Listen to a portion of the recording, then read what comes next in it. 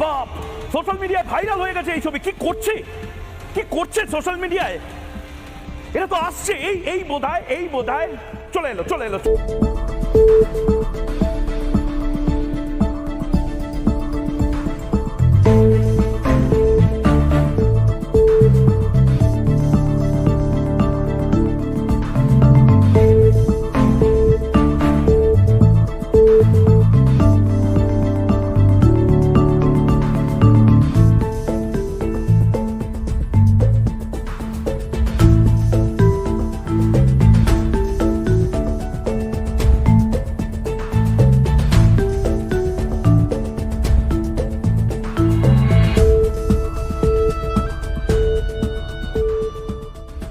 ভারত থেকে যে মিথ্যা তথ্যগুলো আসছে, এটা যে সাম্প্রতিক সময়ে আসছে এমন কিন্তু না, এটা আগেও ছিল। তবে আগস্ট পরবর্তী সময়ে আমরা এটার ভয়াবহতা লক্ষ্য করেছি। বিশেষ করে আগস্টের আমরা আমাদের ইনভেস্টিগেশন একটা ইউনিট আছে রিমোট স্ক্যানারের।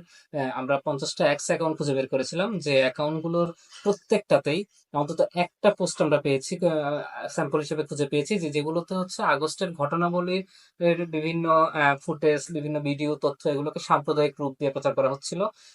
তো এই ভয়াবহতাটা পরের মাসগুলোতেও ছিল, এবং নভেম্বরে গিয়ে যখন চিন্ময় কৃষ্ণ দাস গ্রেপ্তার হন, ওই সময়টাতে এটার আবার একটা আমরা ক্যাম্পেইন দেখি। তো এই যে বিষয়গুলো, যে আগস্ট থেকে নভেম্বর এবং পরবর্তী ডিসেম্বর এবং পরের মাসগুলো, তো রিমোট স্ক্যানার বিশ্লেষণ বলছে যে এই সময়টা অন্তত 20 কোটি বার এই পোস্টগুলো এক্সে দেখা হয়েছে। এবং আমাদের অনুমান যে এটা ভারতীয় গণমাধ্যম এবং অন্যান্য প্ল্যাটফর্মে এই বিষয়গুলো দেখানোর ফলে এই জিনিসটা আরো অনেক বেশি মানুষের কাছে পৌঁছে গিয়েছে।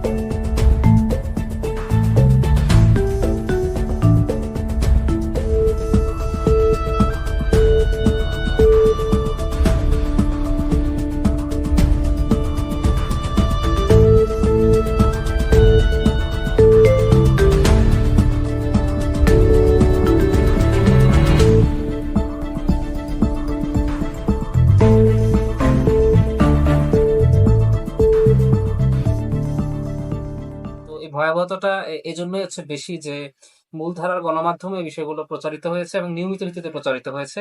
তো এই বিষয়গুলো ক্রমাগত যে ভুল তথ্য সম্বলিত বার্তা ভারতীয়দের কাছে যাচ্ছে, এটা দুই দেশের সম্পর্কের ক্ষেত্রে একটা তিক্ততার জন্ম দিতে পারে বলে আমাদের আশঙ্কা, এবং পরবর্তী সময়ে আমরা এই আশঙ্কাটার প্রমাণও দেখেছি অনেক ক্ষেত্রেই।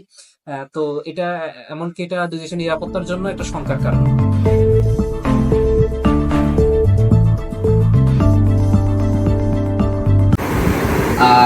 গত বছর জুলাই আন্দোলনের পরবর্তী সময় থেকেই আমরা দেখতে পারি যে ভারতের সংবাদ মাধ্যমগুলো তারা বাংলাদেশকে নিয়ে খুব উদ্বেগ হয়ে পড়ে।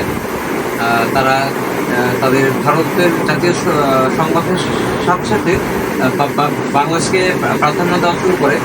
তারা আমি অ্যাজ এ ফ্যাক্ট চেকার দেখেছি গত জানুয়ারি মাস থেকে এই এপ্রিল পর্যন্ত তারা অন্তত 24টা প্রাইম টাইম শো করেছে বাংলাদেশকে নিয়ে।